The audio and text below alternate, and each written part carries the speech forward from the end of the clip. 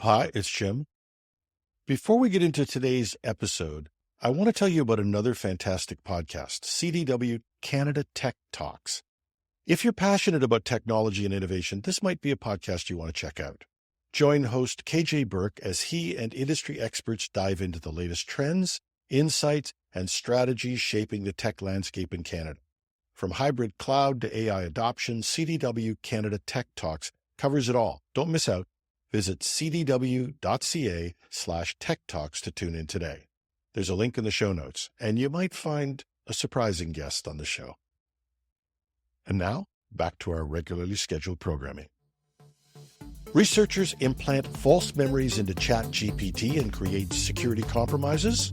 Canadian small businesses grapple with growing fraud risks.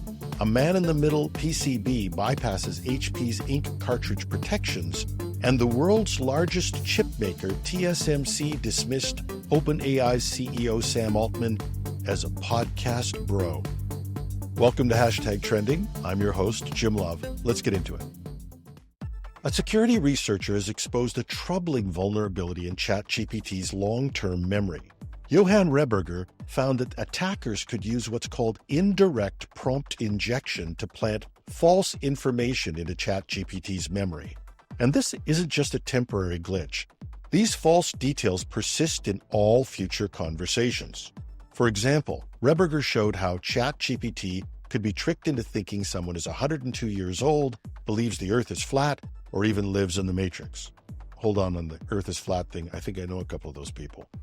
But as it may, the vulnerability becomes more concerning with user data. By simply viewing a malicious image, all input typed into ChatGPT could be sent directly to an attacker's server.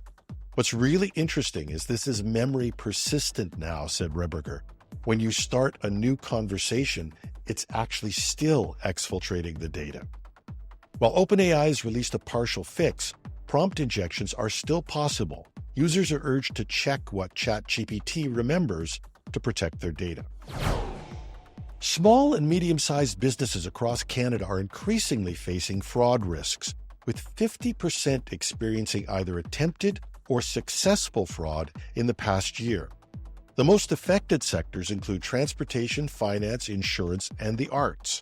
While email phishing, text scams, and phone calls are the most common methods of attack, businesses are more likely to fall victim to fraudulent payments and chargebacks as well, with an average loss of $7,800 per year for those affected. The report notes that the effects of fraud go beyond financial losses, causing wasted time, emotional distress, and a dip in staff morale. In response, SMEs are stepping up their defenses by implementing stricter payment verification, investing more in cybersecurity, and enhancing employee training. While 68% of business owners are confident in their protective measures, there's a growing concern about how artificial intelligence might contribute to more sophisticated fraud. We spoke with Corinne Pullman, Executive APA for Advocacy at the CFIB, on the report. I think everybody now has been touched in some shape or form, whether it's attempted or actual losses. What we really wanted to try to understand was how significant were those losses and what are small businesses trying to do to prevent that from getting worse, right? So, because I think there's a real sense that things like AI can make this even worse or even more challenging to detect in the future. So where are we at today and what's that going to look like 5-10 years from now? Don't start helping some of these smaller companies address some of the issues that are coming at them on a daily basis. Like we all get the texts and the emails, right? If AI can eventually copy the voice of somebody you know well and asks you for money, it's hard to know, is this legit or not legitimate? And so we really wanted to understand how extensive was this small business. With these evolving threats, it's clear that businesses must stay vigilant and adapt their strategies to stay ahead of potential fraudsters. We commend the CFIB for doing this work, and there's a link to the study on our show notes. HP inkjet printers have long used digital rights management, DRM, to force users into purchasing their official ink cartridges. But a new workaround shared by J Summit employs a man-in-the-middle attack to sidestep HP's restrictions. The hack involves a small, flexible PCB that sits between the printer and the ink cartridge contacts.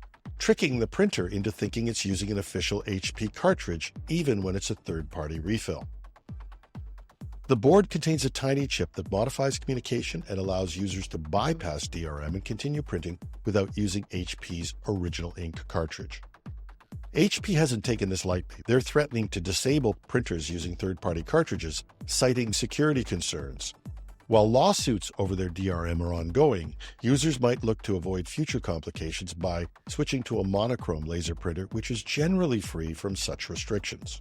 We aren't proposing that anyone bypass any manufacturer's instructions or warranties or do anything illegal, but for educational purposes only, we have posted a link to the video that explains this technique.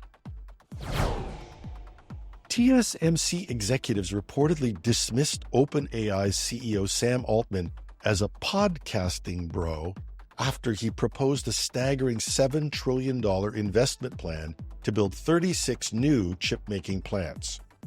During his tour of Asia last winter, Altman pitched his AI vision to industry giants like TSMC, Samsung, and SK Hynix, hoping to tap into their manufacturing power. But his multi-trillion-dollar proposal seemed too grand, leading TSMC execs to openly criticize what they saw as overly ambitious ideas. Sources say that Altman's plan, which has since been scaled back to a more realistic hundreds of billions, would still require massive funding and construction spanning years. TSMC's chairman, Dr. C.C. Wei, called Altman too aggressive in his approach. Talks with other manufacturers like Samsung were cut short over national security concerns, partly due to the United Arab Emirates' ties with China. While OpenAI's vision for AI-driven growth faces hurdles, backers like Microsoft and NVIDIA continue to explore the possibilities, even as the tech world searches for that elusive killer app to drive AI adoption. And we just want to say that podcasting bro as a pejorative? That's harsh. And that's our show for today. More detail on these stories and more at technewsday.com, where you'll find the show notes and past episodes. Thanks to our sponsors, CDW and KJ Burke's CDW Canada Tech Talks. Check it out if you get the chance. You can find it, like us, on Spotify, Apple, or at the link we've given on the show notes. Reach me at editorial@technewsday.ca. I'm your host, Jim Love. Have a marvelous Monday.